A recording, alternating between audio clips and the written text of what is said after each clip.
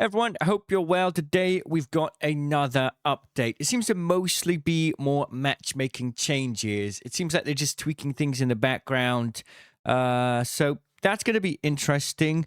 Obviously, the project that we had has ended. It looks like we've got a couple new skins coming. We're going to take a little look at what is in store for this week. So, greetings, Raiders. Live update 1.39 is going out right now, bringing us various game fixes, changes, and additional updates to the matchmaking system. The Seeker and Wolfpack should no longer deal inconsistent damage, and trinkets previously added in 1.33 can now stack. So that's the elephant obelisk, the shoes, etc. Additionally, you can find the new Dweller outfit in the store. Okay. Matchmaking update, testing defensive PvP. Over the past months, improving matchmaking has been one of our top priorities. Let's make this a little bit bigger for you guys. You can actually have a little bit of a better look. We've introduced various adjustments and improvements based on your feedback and requests. Since our notes on the matchmaking system, one change has stood out within the community. Defending yourself is no longer treated the same as starting a fight. It meant self-defense still counted toward your playstyle estimate, but with much less weight than starting a fight. This is something that I think a lot of people got kind of confused about. So if you defended yourself, it would still up your aggression rating, just not as much.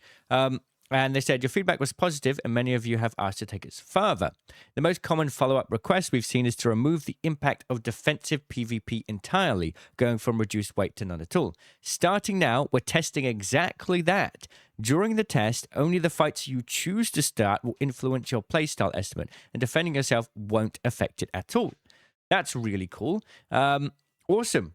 Just be on the lookout for rats that try and bait you into shooting first, but very, very cool to see. So what counts as starting a fight and what counts as defending yourself? Here's how the system reads an encounter. Who's defending? If the other squad damages, downs, or knocks out any of your squad mates first, your whole squad counts as defending. The squad that strikes first is the one that started the fight.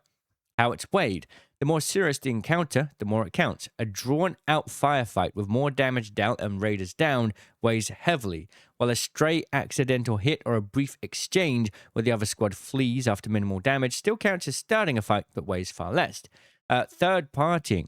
Jumping into a fight between other squads that's already underway counts as starting a fight too. Okay, interesting.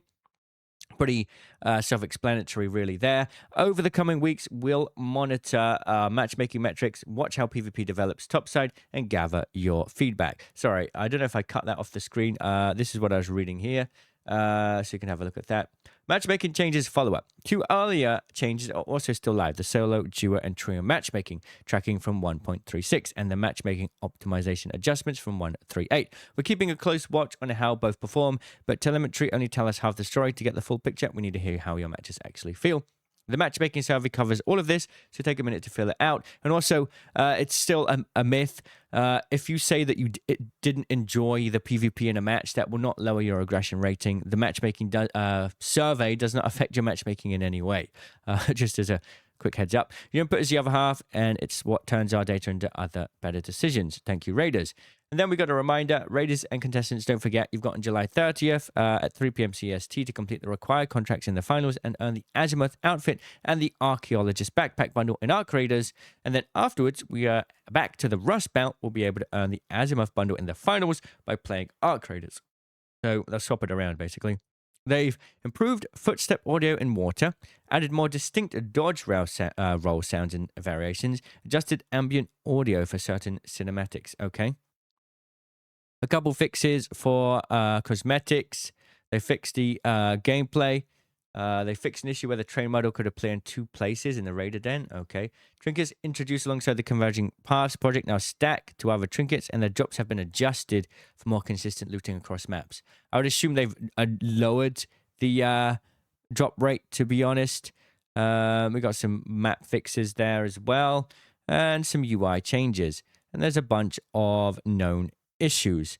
Right, so we've also got this right here, which is the overview of all the trials and offers this week. So we've got Blue Gate, open containers in the traffic tunnels. You could do that on Locked Gate for better score, but you could easily do it on any Blue Gate, to be honest. Search Raider caches, so uncover caches for that one. Damage enemies using a single blaze grenade. So this one, Like before, you throw one blaze grenade and your score counts for how much damage you got from that single nade. It's not a cumulative score like most trials.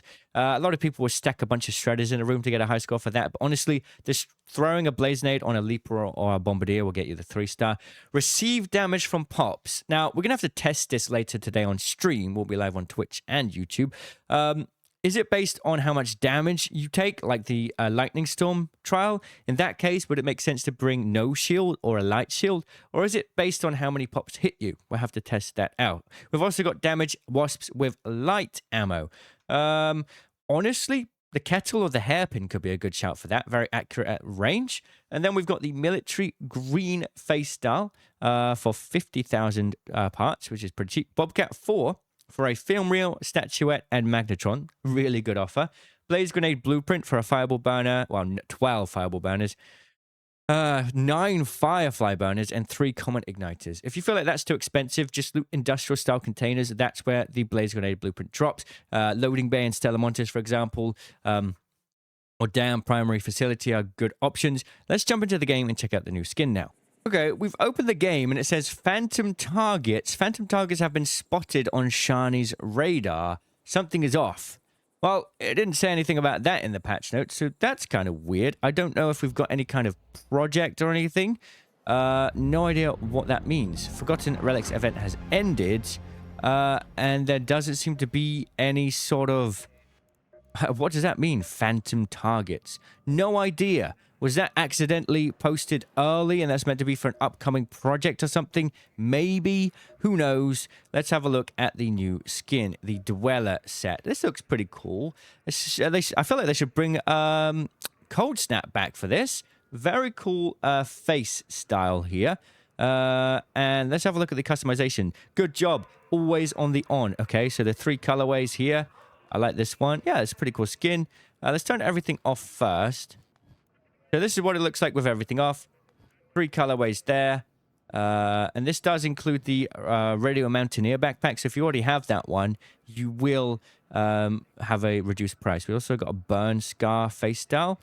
So that's the base thing with the 3 colors. Got a robot arm, which can be hidden with the sleeves. There's the 3 colors for that. We've got a bag that goes on and off. We've got gloves that go on and off. And those are the 3 colorways there. Goggles, gas mask, harness, and then hoodie, and then the emissive. Now, if you take off the goggles, I assume the emissive's gone. Oh, that's pretty cool. Yeah, I like that. You can do it without the gas mask, of course, and then you, interestingly, have some weird patches on your face, which I assume is the... What is that? Why does she have some weird thing on her face? What is that part of? No idea. Now she has that stuck on her face. I don't think that's part of my... Oh, that's already part of my character skin. I didn't realize I even had that one. So, this is the full skin. Pretty cool. I think I like this colorway the most. That's it. I guess they really are just holding out and not really putting too much content in the game until the big October update. Hopefully it's a big one. Let me know what you think of this big update, and I'll see you in the comments. Cheerio.